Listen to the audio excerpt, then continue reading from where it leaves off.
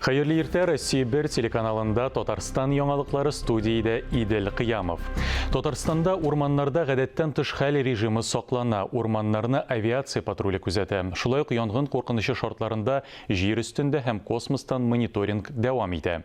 Татарстан урман хуҗалыгы министрлыгы матбугат хезмәте хәбәр иткәнчә, патрульлек йомгаклары буенча янгын чыккан урыннар ачыкланмаган. Исегезгә төшерәбез, урманнарда янгын куркынычсызлыгы кагыйдәләрен бозган очракта гражданнарга 3000 сумга кадәр, вазифаи затларга 20 меңгә, юридик затларга 200 меңгә кадәр административ штраф каралган. Татарстан дәүләт советы депутаты Татьяна Ларионова Чаллыда булды. Адымнар дип аталган күп телле мәктәп төзелеше барышын карады. Халыкның гозерләрен, шикаятьләрен тыңлады. Күп телле мәктәп яңа уку елына әзер булырга тиеш. Җиһазлар кайтарылган, төзүчеләр соңгы эшләрне башкаралар, педагоглар коллективы тупланган. Татьяна Ларионова театр паркында халык белән очрашты. Аларның республика программаларын гамәлгә ашыру, төзекләндерү, сәламәтлек саклауга бәйле сорауларына җаваплар бирде. Депутат билгеләп үткәнчә, шәһәрдә яшәүчеләрнең тәкъдимнәре контрольгә алына. Проблемаларны хәл итүне тизләтү өчен аларны тиешле министрлыкларга һәм ведомстволарга тапшыралар. Казан федераль университеты студентларга коронавирус инфекциясенә каршы мәҗбүри вакцинация үтү турындагы талабын гамәлдән чыгарды.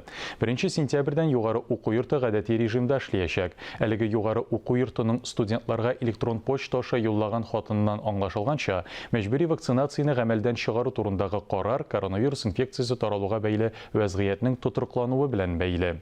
Әмма махсус тәртип чит ил студентлары өчен сакланачак. Алар коронавируска тискәре тест күрсәткәннән соң гына лекциягә килә ала. Шул ук вакытта югары уку йорты коронавирус инфекциясенә каршы вакцинация узарга киңәш итә. Бу үзеңнең һәм әйләнә тирәдәгеләрнең сәламәтлеген саклауда бердән-бер алым дип искәрткәннәр университетның матбугат хезмәтендә.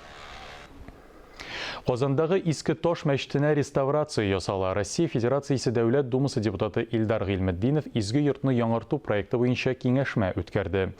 Иске Тош мәчете төзелүгә 2 гасырдан артык вакыт узган. Совет чорында аны мех фабрикасы склады буларак та файдаланганнар. Бөек Ватан сугышы елларында вакытлы госпиталь сыйфатында авыруларны кабул иткән. Шуңа да карамастан мәчетнең манарасы, диварлары сакланган.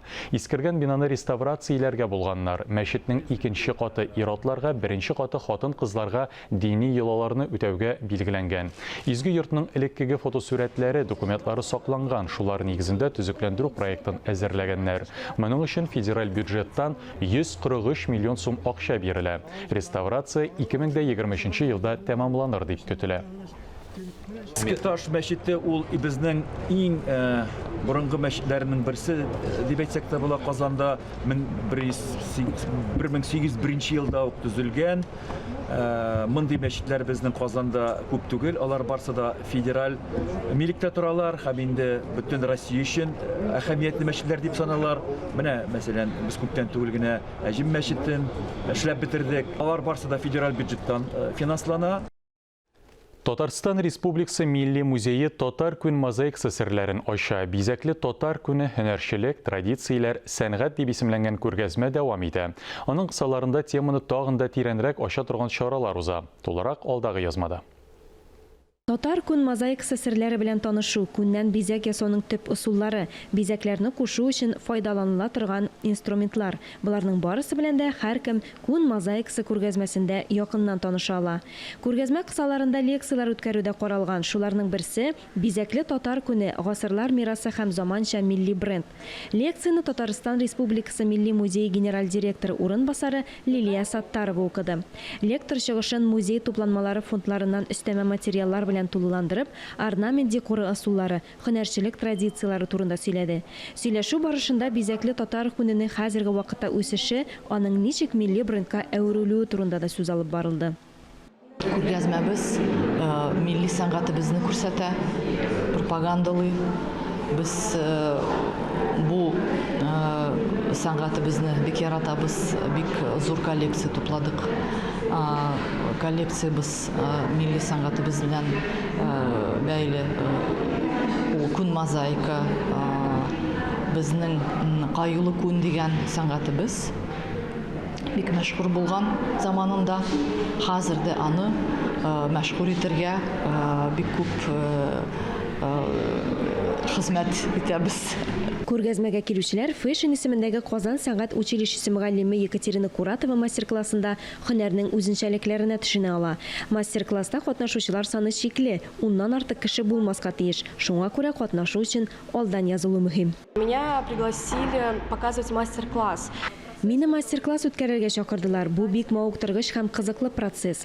Хәзер күн мозаикасы белән бик күп кеше кызыксына. Ул бөтен җирдә популяр һәм бу хакта күпләр белә. Күргәзмәдә Татарстан Республикасының танылган рәссамнарының бик күп эшләре тәкъдим ителгән. Һәм миңа калса, Татарстан Республикасы моның белән горурланырга тиеш. Мастер-класста булган һәрбер кеше канәгать калды.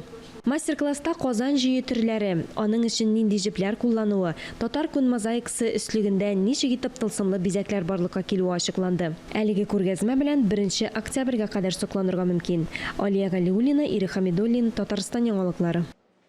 Ә хәзер спорт турында. Казанда су төрләре буенча спортчыларны Олимпия уеннарына әзерләү өчен база булдыруга барлык шартлар да бар. Синтез спорт клубының Татар информ агентлыгында узган матбугат конференциясендә клуб җитәкчелеге һәм спортчылар Олимпия уеннарына йомгак ясады, киләсе сезонга планнары белән уртаклашты. Шулай ук күнегүләр уздыру өчен база булдыру мөмкинлекләре турында сөйләштеләр. Шунысын да билгеләп үтәргә кирәк. Су тубы буенча Россия ир-атлар җыелма командасы Казанның Синтез клубы спортчыларыннан тора.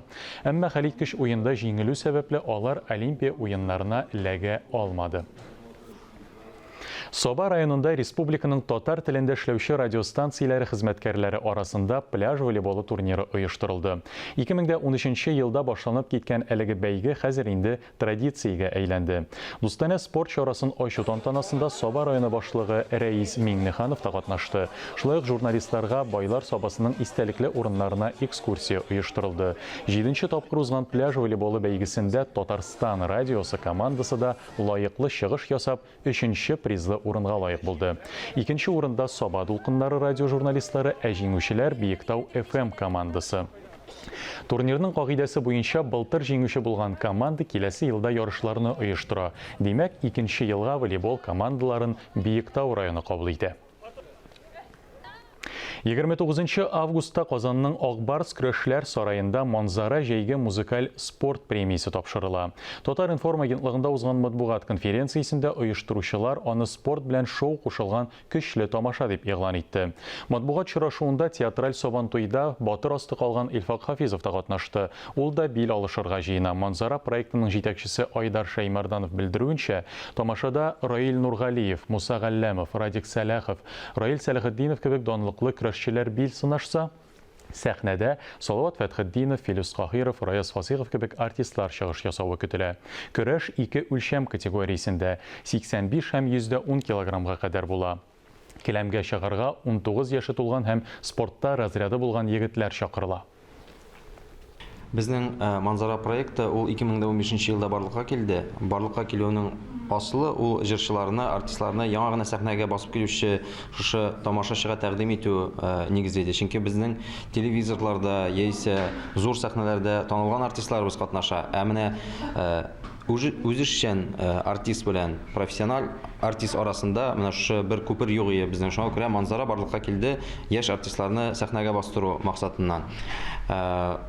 Спорт юнәлеше инде мин үзем спортчы буларак, аны спорт юнәлешендә куәтләргә тырыштым. Шуңа күрә инде безнең төп милләтебезнең, халкыбызның аслы булган көрәшне кертеп җибәрдек Манзара премиясе итеп. Монда да юк бар егетләр түгел, монда иң көчле егетләр генә катнаша. Бу безнең чираттагы республика ярышында, чемпионат Россиядә түгел. Анда инде җыйып килеп булмый, монда без үзебез сайлап алабыз. Иң көчле үзләрен тамашачыга тәкъдим иткән, тамашачы мәхәббәтен юлаган спортчыларны һәм алар көрәшәләр инде Билбауга, алтын Билбауга. Әлеге сәгатькә шундый яңалыклар иде, хөрмәтле телевизор караучылар. Коронавирустан прививка ясатырга онытмагыз, үзегезне һәм якыннарыгызны саклагыз. Мин Идел Кыямов, бүгенгә сезнең белән саубуллашам. Исән-имин булыгыз.